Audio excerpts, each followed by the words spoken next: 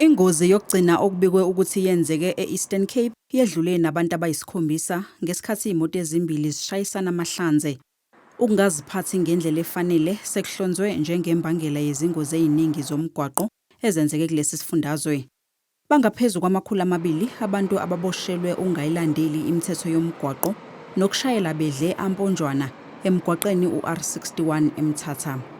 We actually have been doing this throughout this long weekend from Friday.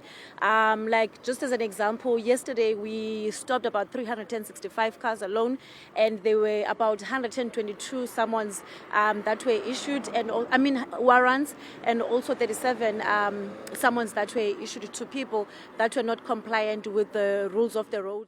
Zingaphezu kwama300 izimoto ezimisiwe kulomgwaqo izolo. Kanti namhlanje ntambama kulindeleke ukuthi wenyuke umthamo wezimoto njengoba abantu sebelibangise eindaweni ezihlukene bebuya ukuyochitha amaholide ePhasika.